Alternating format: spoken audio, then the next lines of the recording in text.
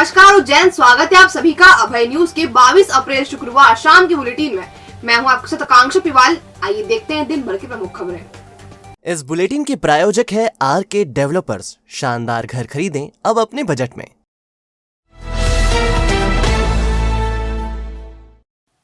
Block शिक्षा अधिकारी कार्यालय में करीब 2 साल पहले हुए अर्जित अवकाश कांड की जांच अब तक नहीं पूरी हो सकी है। आरोपी बीईओ रिटायर्ड हो चुके हैं और अकाउंटेंट का तबादला खाचरोद हो चुका है। हालांकि अकाउंटेंट ने खुद को डीईओ ऑफिस में अटैच करा लिया है। दरअसल अर्जित अवकाश भुगतान का यह घोटाला 2 साल पहले उस वक्त हुआ था जब उज्जैन ब्लॉक में पीएन महाजन बीईओ के तौर पर पदस्थ थे। आरोप है कि पीएन महाजन ने कार्यालय के अकाउंटेंट अशोक कुमावत की मिलीभगत से कई शिक्षकों को मनमाना भुगतान कर दिया। यह राशि करीब 2,75,000 रुपए के करीब की है।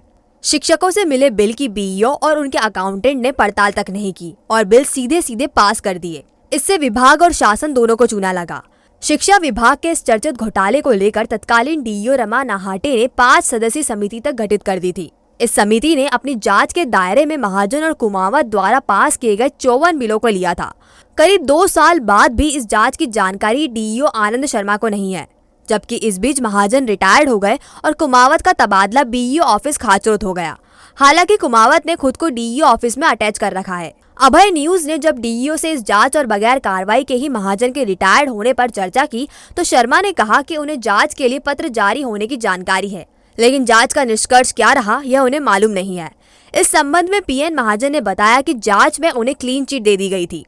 बहरहाल शिक्षा विभाग से जुड़ा आर्थिक अनियमितता का यह मामला अपने आप में ही कई सवाल खड़े करता है। अगर यह मामला आर्थिक गड़बड़ी से जुड़ा था तो इसकी जांच आर्थिक अपराध अन्वेषण यानी EOW को सौंपी जानी चाहिए थी, लेकिन इतने जरूरी मसले को जांच के नाम पर विभाग ने अपने पास रखा और इसका निष्कर्ष तक जाहिर नहीं किया। यह बताता है कि विभागीय स्तर पर किस तरह घपलों को दबाया जा रहा है।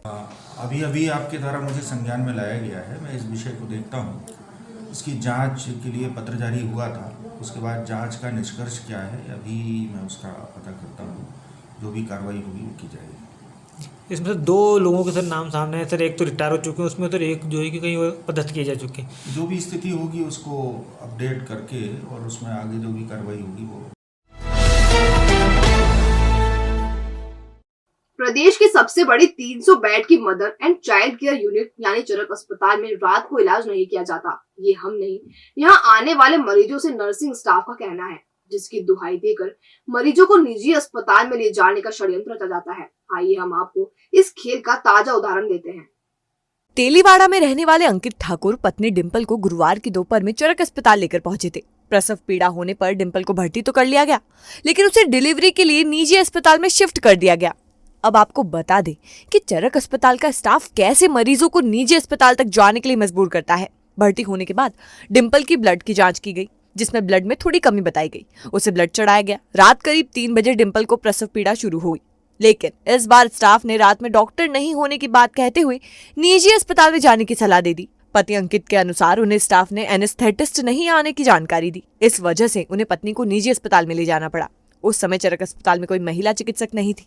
करीब 3.5 घंटे के इंतजार के बाद वे मजबूरन सुबह 6:30 बजे पत्नी को लेकर संजीवनी अस्पताल पहुंचे, जहां सुबह 8 बजे ऑपरेशन से प्रसूति कराई गई। चरक अस्पताल की RMO डॉक्टर निधि जैन ने बताया कि अस्पताल में नियमित एनेस्थेटिस्ट नहीं है, इस वजह से बाहर से एनेस्थेटिस्ट को बुलाते हैं। महिला को प्रसव पीड़ा शुरू होने के बाद एनेस्थेटिस्ट डॉक्टर कौस्तुभ त्रिपाठी को ड्यूटी डॉक्टर अंकिता चौहान ने सूचना दी थी, लेकिन उन्होंने आने से इनकार कर दिया था। इस वजह से महिला को इंदौर MYH अस्पताल ले जाने की सलाह दी गई। इधर डॉक्टर कौस्तुभ त्रिपाठी ने बताया कि चरक अस्पताल से सुबह 6:30 बजे सूचना दी गई थी।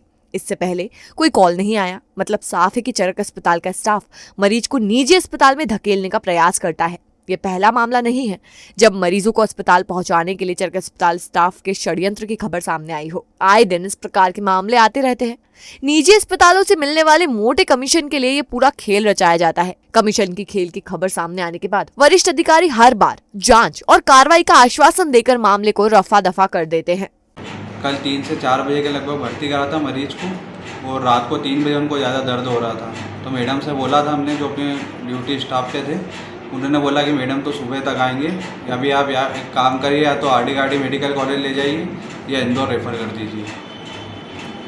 कौन सा अस्पताल है, किस तरह का, क्या? चरक अस्पताल, चरक भवन, वहाँ की घटना। कौन सी मैडम थी, क्या? मैडम नहीं, वहाँ पर सिर्फ स्टाफ ही था, मैडम तो कोई थी नहीं वहाँ पे उस टाइम पर। क्या बोले मैडम तो अभी नहीं आ पाएंगे, रात में बोले सुबह आएंगे, वो कहीं बिजी है। बोला आप या तो मैं मेडिकल कॉलेज ले जाइए या फिर इंदौर रेफर कर दीजिए। पेशेंट की स्थिति कैसी थी? पेशेंट की स्थिति बहुत दर्द ज़्यादा हो रहा था, उनको बहुत ज़्यादा तकलीफ हो रही थी। फिर क्या वहाँ से कितने बजे निकले? फिर हम वहाँ से सुबह 6:30 बजे के लगभग संजीवनी हॉस्पिटल में रेफ़र करा उनको, और वहाँ पे 8 बजे के लगभग डिलीवरी हुई। अपनी कार्य प्रणाली को लेकर हमेशा विवादों में रहने वाले विक्रम विश्वविद्यालय की एक और कारगुजारी सामने आई है। इसमें ऑफिशियल वेबसाइट पर गलत रिजल्ट अपलोड कर दिया गया। गलती पकड़ में आई, उसके बाद दूसरा रिजल्ट अपलोड किया गया।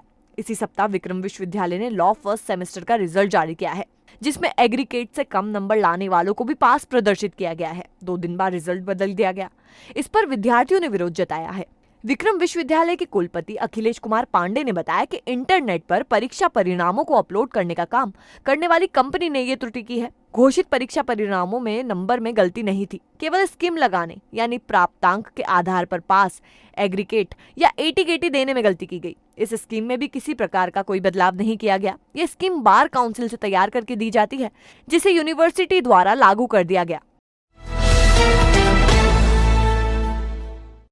हरिनगर में हुए सनसनीखेज ट्रिपल मर्डर की आरोपी महिला को जेल भेज दिया गया है। आपको बता दें कि वह 2 दिन से पुलिस की रिमांड पर थी। पुलिस रिमांड के दौरान सोनू पति जयराम सिंह ने बताया, नागर परिवार के मां, बेटे और पोते की हत्या का षड्यंत्र 1 महीने पहले से ही बनाया जा रहा था। हत्या में चारों आरोपी पहले दिन से ही शामिल थे। राजेश नागर के घर में बहुत पैसा होने की आशंका के चलते ही षड्यंत्र रचा गया। पूछताछ में सोनू ने सरोज नागर की हत्या में दिनेश के शामिल होने की जानकारी दी थी, लेकिन उसके बयान पर पुलिस को शंका है, क्योंकि सीसीटीवी फुटेज में सोनू और उसका बेटा और जयराम ही दिखाई दे रहा है। जीवाजीगंज थाना प्रभारी गगन बादल ने बताया, जयराम और उसका परिवार पैसों की तंगी से जूझ रहा था। कर्ज के चलते उसका ऑटो पहले ही बिक चुका था। घर में खाने तक के फांके पड़े हुए थे। आलम यह था कि बेटे की परीक्षा फॉर्म जमा करने के 1200 रुपए तक नहीं थे।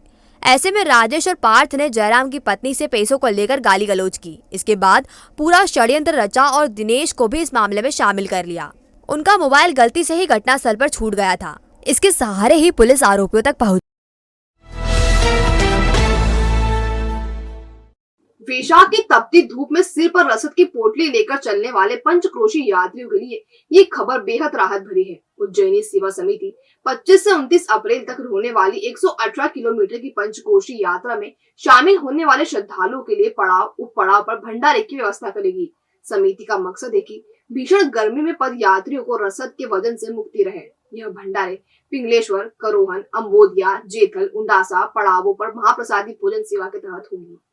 कोरोना संक्रमण के दौरान 2 साल तक स्थगित रही पंचक्रोशी यात्रा में इस बार लगभग 30-35 हजार से अधिक यात्रियों की शामिल होने की उम्मीद है। सेवा समिति के संरक्षक समाज सेवी महावीर प्रसाद मान सिंह का, संयोजक धनश्याम पटेल, अध्यक्ष ओम प्रकाश अग्रवाल, पंचक्रोशी महाप्रसादी सेवा प्रमुख गोविंद खंडेलवाल ने बताया कि समिति 24 एवं 25 अप्रैल को पिंगलेश्वर पड़ाव, 25 एवं 26 अप्रैल को करोहन पड़ाव, 26 एवं 27 अप्रैल को अम्बोदिया पड़ाव यानी श्री बिल्केश्वर महादेव मंदिर, 27 एवं 28 अप्रैल को जैथल पड़ाव यानी श्री दुर्देश्वर महादेव मंदिर, 28 एवं 29 अप्रैल को उंडासा पड़ाव तथा 30 अप्रैल को श्री नागचंद्रेश्वर मंदिर पर महाप्रसादी वितरित करेगी। मुख्य पड़ाव के अलावा मेघदूत, नलवा, बड़वई, बोरमुंडला, कालियादे महल एवं सिद्धनाथ पर भी महाप्रसादी भोजन सेवा की जाएगी। समिति को उम्मीद है कि 5 दिन में करीब 2.5 लाख से अधिक यात्रियों को भोजन कराया जाएगा। जितने भी पड़ाव और उप पड़ाव हैं, शुरुआत हमारी उंडासा से होगी। उंडासा, पिंगलेश्वर,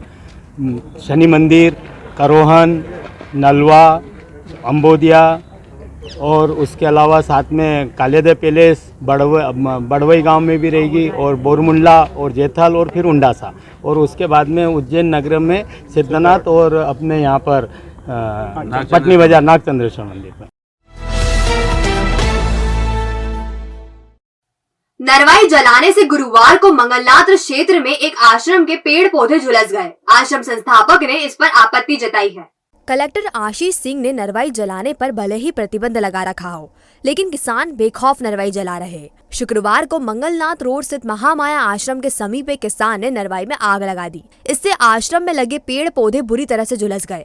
आश्रम संस्थापक सुरेश्वर दास महाराज ने इस पर विरोध जताया। सुरेश्वर दास ने नाराजगी जताते हुए बताया, मनाही के बावजूद किसान ने खेत में आग लगा दी। आग थोड़ी और बढ़ती तो कुटिया और यज्ञशाला भी जल जाती। कलेक्टर के प्रतिबंध के बावजूद नरवाई जलाई जा रही है। इसकी शिकायत वह थाने में करेंगे। जो भी हमने अभी अनुभव नर्सरी से पौधे खरीदे हैं 20,000 रुपये के, उन 20,000 के पौधों को हमने इस भीषण गर्मी में भी इन पौधों की रक्षा कर रहे थे। हम पानी पिला रहे थे, अनेक प्रकार से इनकी रक्षा कर रहे थे। आज इस आग की लपटों ने सभी की हत्या कर दी। ये सारे पौधे जल के नष्ट हो गए हैं। साथ ही यज्ञशाला जो हमारी है, यज्ञशाला में 20 कुंटल गेहूं हम इधर उधर से, क्योंकि हम तो महाराज ये संत लोग हैं, लोगों से किसानों से ही लेकर आए हैं। थोड़ा थोड़ा लेकर 20 कुंटल गेहूं पड़े थे। वो तो भगवती पराम्बा पराशक्ति की ऐसी कृपा हुई कि वो यज्ञशाला में आग लगने से बच गई। वरना तो यदि यज्ञशाला में इस लपटों की आग से यदि यज्ञशाला जल जाती तो गेहूँ का नुकसान भी होता, और हमारे जैसे जो संत महात्मा जो राम भजन करते हैं कुटिया में बैठ के, उस कुटिया का भी स्वाहा हो जाता। इसलिए क्या फूलती है सांस, या लगता है सीने में भारीपन, या परेशान है बढ़ते मोटापे से, तो ना करें इसे नजरअंदाज, क्योंकि ये ले सकती है गंभीर बीमारियों का रूप। आज ही विजिट करें माधवबाग क्लिनिक, जहां डॉक्टर प्रियंका शर्मा के मार्गदर्शन में कराएं सारी जांचें, वो भी मात्र 950 रुपए में। माधवबाग क्लिनिक पर पाएंगे आप मॉडर्न इन्वेस्टिगेशन, बिना सर्जरी, ब्लॉकेज रिवर्सल, आहार विहार थेरेपी, पूर्णतः आयुर्वेदिक उपचार, शुगर मरीज का इंसुलिन बंद कराएं आयुर्वेदिक पद्धति से। 15 सालों का विश्वास, अभी तक 3000 मरीजों का सफलतम इलाज। तो आज ही आएं और इंसुलिन और हार्ट की परेशानियों से छुटकारा पाएं। हमारा पता, Madhavbaug clinic, Ujjain trade centre 37 घटकर पर मार्ग, बीजेपी कार्यालय के पीछे, Guru Nanak market, Ujjain. Mobile number 8602193935, 8269777477।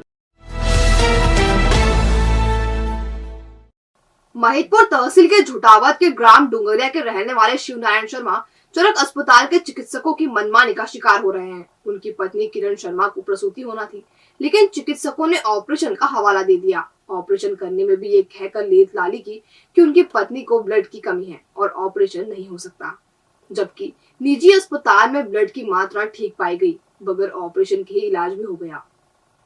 दरअसल 29 मार्च को शिवनारायण शर्मा ने पत्नी को चरक अस्पताल में भर्ती कराया था। रात 9:30 बजे पत्नी को निचली मंजिल पर ले जाकर उपचार शुरू किया गया। शर्मा का आरोप है कि दूसरे पेशेंट के कागज देखकर उनकी पत्नी का इलाज शुरू कर दिया गया।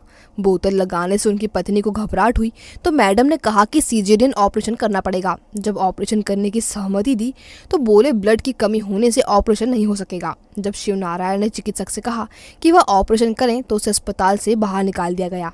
ऐसे में वह पत्नी को तिवारी नर्सिंग होम ले गए। यहाँ बगैर ऑपरेशन और बगैर खून चढ़ाए ही पत्नी का इलाज हो गया। शिवनारायण का कहना है कि पत्नी के इलाज में उसके 3 लाख रुपए लग चुके हैं। जमीन गिरवे रखकर रुपया लगाया, अब उसकी बच्ची की जान को खतरा है। शर्मा के मुताबिक चरक अस्पताल में पत्नी का इलाज किसी और महिला की फाइल देखकर किया गया। इसे गंभीर लापरवाही बताते हुए शिवनारायण ने स्वास्थ्य मंत्री को पत्र लिखकर गुहार लगाई है। फिलहाल कहीं से भी कोई राहत नहीं मिल रही। कहीं नहीं, तिवारी नर्सिंग होम में ले गया था डायरेक्ट, वहाँ पर ऑपरेशन से बिना खून की कमी से इलाज हो गया। बोले कि खून की आवश्यकता है नहीं, और अभी तक कोई सुनवाई नहीं हुई है मेरी। आज 20-25 दिन हो गए हैं। सोमवार को छुट्टी हुई थी मेरी 18-19 दिन में, और बच्ची की रात को तबीयत ख़राब हो गई। उसके बाद में फिर अभी लेकर आए हैं हम कलेक्टर साहब को। अभी 2-3 आवेदन दे चुका हूँ मैं, CM हेल्पलाइन कर चुका हूँ, और कुछ भी मेरे को अभी तक ये नहीं हुआ है। 3 लाख रुपए के समथिंग मेरे पैसे लग गए। गरीबी रेखा के नीचे जीवन यापन करता हूँ। मेरे पास ज़मीन ज़्यादा नहीं है, जो थी वो गिरवी डाल के लाया था पैसे। अब तो मैं यही मांग करता हूँ सरकार से कि उनके ऊपर कोई कार्रवाई नहीं कर रहे हो, कोई सुनवाई नहीं कर रहे हो, तो मैं सुसाइड कर सकता हूँ। नानाखेड़ा के देसी कलाली के पास स्थित अतिक्रमण नगर निगम की रिमूवल गैंग ने हटा दिया। इस दौरान वहां मौजूद गुमटियों को भी हटाया गया। दरअसल उज्जैन नगर निगम की रिमूवल गैंग ने गुरुवार की शाम दुकानदारों को चेतावनी दी थी। इसके मुताबिक नानाखेड़ा देसी कलाली के सामने स्थित दुकानों के शेड और आसपास की गुमटियों को हटाने को कहा था। शुक्रवार को निगम का अमला मौके पर पहुंचा और दुकानदारों ने स्वयं ही अपना अतिक्रमण हटाना शुरू कर दिया। नगर निगम कर्मचारियों ने मौके से गुमटियां हटाकर अन्य जगह स्थानांतरित की। दुकानदारों में नगर निगम की कार्रवाई के प्रति विरोध नजर आया और इसे दबाव की कार्रवाई बताया। दुकानदार सुमित परिहार ने बताया कि वह 12 साल से दुकान चला रहे हैं, कभी भी ऐसा नहीं हुआ। अचानक गैंग आई और शेड वगैरह हटा दिए।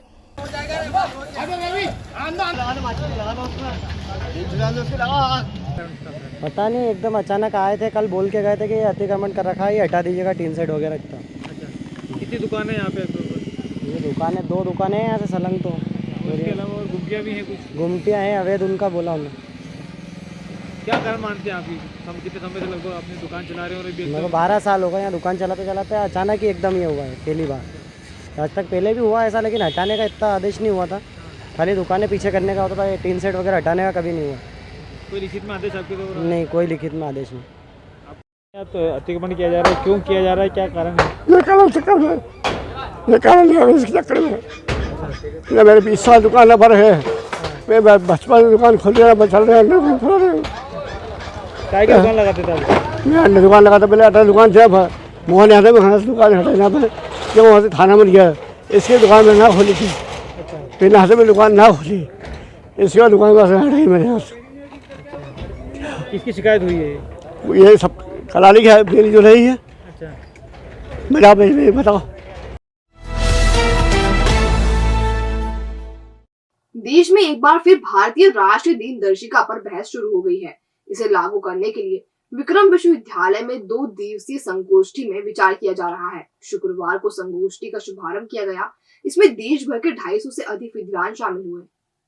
कार्यक्रम संयोजक डॉक्टर अरविंद रानाड़े, विक्रम विश्वविद्यालय के कुलपति अखिलेश कुमार पांडे, भारतीय विज्ञान संगठन के मंत्री जयंत सहस्त्रबुद्धे ने संगोष्ठी की शुरुआत की। बेंगलुरु के वैज्ञानिक और कार्यक्रम संयोजक डॉक्टर अरविंद रानाड़े ने बताया, भारतीय राष्ट्रीय कैलेंडर को मान्यता देने के लिए 1952 से 1956 तक काम किया गया। इस दौरान शक संवत को राष्ट्रीय मान्यता देने का प्रस्ताव पारित किया और 1957 में सहमति दी गई।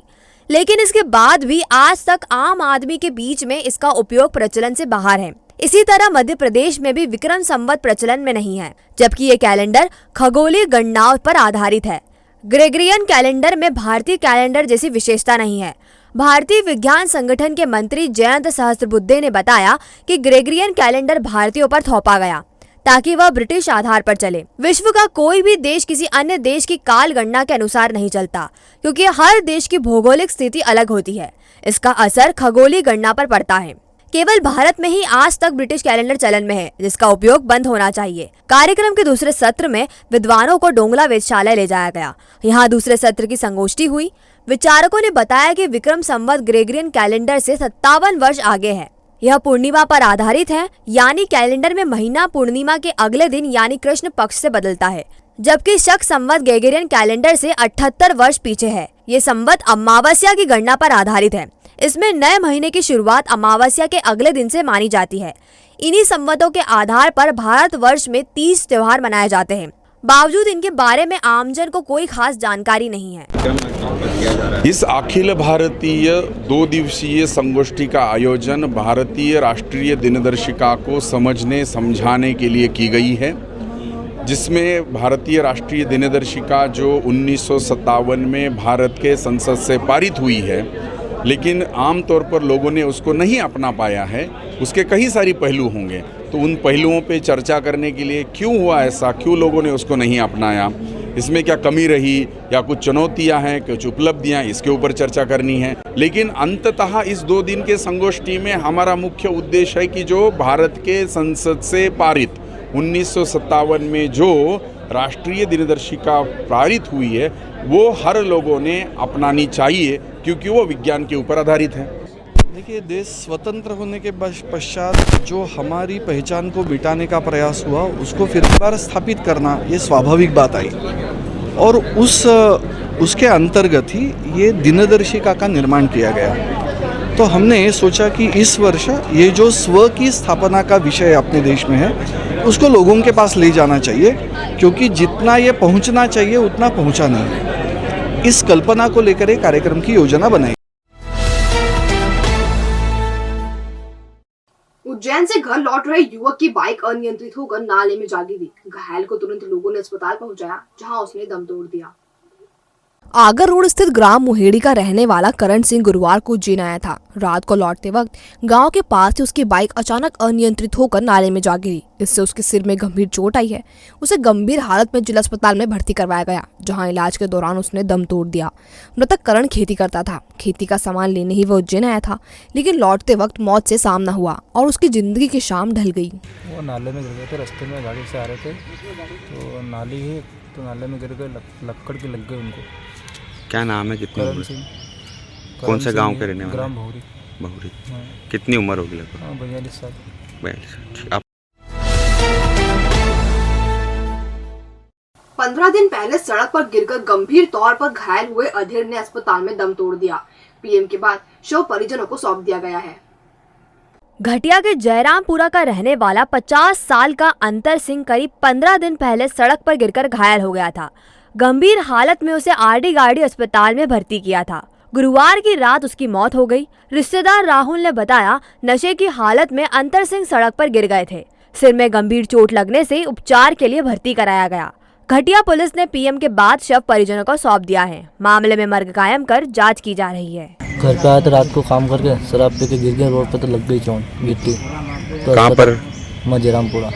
कहाँ पर आता है? किस क्षेत्र में आता है? ये गट्ठा तहसील में आता है। आरडी गाड़ी बढ़ती थी। आरडी गाड़ी कब लगी थी? वो 13-14 दिन हो गए, बढ़ती थी आईसीयू में। अच्छा, इलाज के दौरान मौत हुई।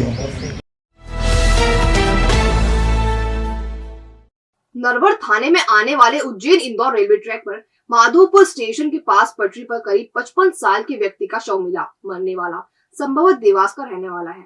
शव सबसे पहले शुक्रवार की सुबह काम पर जाने वाले मजदूरों ने देखा। उन्होंने पुलिस को सूचना दी। पुलिस मौके पर पहुंची तो लाश की जेब से आधा फटा आधार कार्ड मिला, जिस पर मांगीलाल साहू नाम लिखा था। आधार कार्ड के पीछे लिखे नंबर पर संपर्क करने पर नंबर धारक ने सूचना दी कि संबंधित व्यक्ति देवास में भिक्षावृत्ति करता है, लेकिन उसका पता नहीं मालूम है। फिलहाल नरवर पुलिस ने शव जिला अस्पताल में मर्चुरी रूम में रखवाया है और मृतक की पहचान के प्रयास किए जा रहे हैं। हाँ, सुबह 9:30 बजे करीब चौकीदार गावड़ी का आया और सूचना दी कि गावड़ी और माधोपुर के बीच में, ट्रक के बीच में एक अज्ञात पुरुष की डेड बॉडी में खून में ये शरीर पे चोट है और कहीं एक्सीडेंट होने से, तो मौके पर जाकर देखा तो उसमें एक आधार कार्ड मिला है, सिर्फ मांगीलाल लिखा हुआ आ रहा है। संभवतः ये मांगने खाने वाला ही है और उसमें पुराना झोला मिला है और उसके अलावा कोई आईडी नहीं मिले। ये कमुंडली पानी पीने का केटली मिली है। 29 दिन पहले ही तीसरे युवक से शादी करने वाली एक युवती की भक्तनगर में संदिग्ध मौत हो गई। उसकी मौत से पहले दूसरे पति की पत्नी ने युवती को फोन किया था। आशंका है इसके बाद ही मामला गड़बड़ हुआ है। माधवनगर थाने के भक्तनगर में रहने वाली कविता पति सोनू कछावा उम्र 27 वर्ष का शव उसके घर में मिला। 8 दिन पहले ही कविता भक्तनगर में रहने आई थी। माधवनगर थाने की एसआई मालती गोयल मौके पर पहुंची और लाश को पोस्टमार्टम के लिए जिला अस्पताल भेजा। कविता और सोनू ने 24 मार्च को ही शादी की थी। 8 दिन पहले ही दोनों भक्तनगर में किराए से रहने आए थे। कविता सोनू की दूसरी पत्नी है, जबकि सोनू कविता का तीसरा पति है। सोनू ने बताया कि 2 दिन पहले कविता के दूसरे पति की पत्नी का फोन महू से आया था। इसके बाद से वह डिप्रेशन में थी। कविता का दूसरा पति से तलाक को लेकर विवाद चल रहा है। उससे कविता का 12 साल का एक बेटा भी है। फिलहाल पुलिस पूरे मामले की जांच कर रही है। थाना माधवनगर पे आज कंट्रोल रूम के जरिए सूचना प्राप्त हुई थी कि भक्तनगर में एक महिला ने फांसी लगा ली है। बाद में सूचना पर से तस्दीक हेतु रवाना हुई थी भक्तनगर, जहाँ एक महिला पंखे से लटकी हुई थी, जिसका नाम कविता पति सोनू कछावा निवासी शंकरपुर की है, पर यहाँ पर किराए के मकान से रह रही थी। अभी 1 महीने पहले शादी हुई है। बात कार्रवाई के पीएम महतो सीएच लेकर आए हैं और जो भी कारण है अभी जाँच में पता चलेगा। जावरा के नागदा बाईपास पर एक कार और बस की भिड़ंत में कार ड्राइवर बुरी तरह घायल हो गया। उसे उपचार के लिए इंदौर भेजा गया है। दरअसल निजी बस से भाजपा कार्यकर्ता नीमच से भोपाल जा रहे थे। इसी बीच बस की भिड़ंत इंदौर से जयपुर जा रहे कार सवारों से हो गई। हादसे में कार सवार 2 लोग बुरी तरह घायल हुए हैं। इनमें एक कार का ड्राइवर भी शामिल है। बस में करीब 35 लोग सवार थे। हुसैन टेकरी चौकी प्रभारी कुलदीप दा भी मौके पर पहुंचे, घायलों को उपचार के लिए अस्पताल दाखिल कराया। Glamour beauty salon cosmetic and jewellery, जहां आप पाएंगे प्रोफेशनल फीमेल आर्टिस्ट द्वारा party makeup, bridal makeup, facial, manicure, pedicure, hair treatment, skin treatment, साथ ही ब्रांडेड कॉस्मेटिक और ज्वेलरी न्यूनतम शुल्क पर, पार्लर ट्रेनिंग और परफेक्ट होने पर जॉब की भी guarantee. Opening offer keratin hair spa, cosmetics और ज्वेलरी पर 40% की छूट। तो आज ही विजिट करें अब नए स्वरूप में। हमारा नया पता 93 गोंदा चौकी, गुरु मंदिर के पास, उज्जैन।